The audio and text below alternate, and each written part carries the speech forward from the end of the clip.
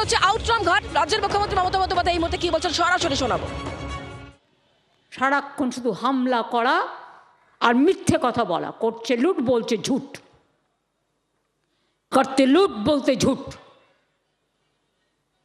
लेकिन एक बात याद रखना, साल पड़ोसी का तमन्ना आज हमारा दिल में है, देखते हैं जोर किसका बाजू का तिल में है। इसका खिलाफ एर बिरुद्धे आगामीकाल बिकेल 3টের সময় আপনারা জমায়েত হয়ে যাবেন 2-2:30-এর মধ্যে। যে যেরকম পারবেন যাদবপুরে 8B বাস স্ট্যান্ডের সামনে জমায়েত হবে এবং ওখান থেকে মিছিল রুট আমি সিপিকে অলরেডি বলেছি, পারমিশন নিয়েছি। যাদবপুর ফাঁড়ি হয়ে, আনোয়ারশাহ রোড হয়ে, টালিগঞ্জ হয়ে, গড়িয়াহাট হয়ে, রাসবিহারি হয়ে হাজরা এসে মিছিল শেষ হবে। আমি নিজে মিছিলটায় থাকব। আমাকে যত ঘাটাবেন না, মনে রাখবেন বাংলার মাটি, এ মাটি সোনার চেয়েও খাঁটি।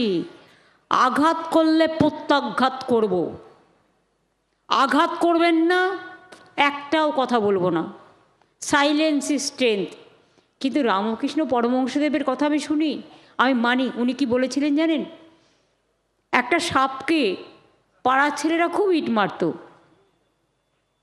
যখন সে কামড়াতো না, রামকৃষ্ণ পরমহংসজি বলেছিলেন তুমি কাউকে কামড়াবে না। তো উনি সাপটা কামড়াতো না। এরপর তাই দেখে অনেকে ভাবলো আরে এ তো নির্জীব হয়ে গেছে, একে লাঠি মারো, একে ঢিল মারো। মার খেতে খেতে সে একদিন অসুস্থ হয়ে পড়ল। স্বামীজির কাছে, রামকৃষ্ণ পরমহংসদেবের কাছে এসে বলল, ঠাকুর তুমি আমায় কাউকে কামড়াতে বারণ করেছো, আমি তো কাউকে কামড়াই না। তখন রামকৃষ্ণ পরমহংসদেব বলছেন, আরে আমি তো তোমাকে কামড়াতে বারণ করেছি, ফোঁস করতে বারণ করেছে কি? তো আজকে ফোঁস করলাম এই কারণে, কখনো কখনো reaction is the action, action has the reaction. তুমি আমাকে এক গালে ঘুষি মারবে আর আমি কি আর একটা গাল পেতে দেবো? আমি তোমায় ঘুষি মারতে চাই না, আমি মারবো না। তোমাদের থেকে বড় ডাকাত আর কেউ নেই। দেশটাকে লুট করেছো, কোটি কোটি টাকা কামিয়েছো, নোটবন্দির নামে লোককে হ্যারাস করেছো, আধার কার্ডের নামে লোককে হ্যারাস করেছো। এখন ভোটের সময় বলছো Aadhaar card no value. Aadhaar card, PAN card, ration card, কার্ডের মালা। আর এখন বলছে নো স্যার, সবার নাম কেটে দাও। তাকে জিজ্ঞেস, তাকে তার হয়ে বলবার সুযোগ দিচ্ছে না। মেয়েদের নাম সব বাদ কেন জানেন? আরে বিয়ে হলে তার তো টাইটেল চেঞ্জ করে অনেকে, আবার অনেকে ডবল টাইটেল লেখে, আবার অনেকে চেঞ্জ করে না। এটা তার উপর নির্ভর করে, তার স্বাধীনতা।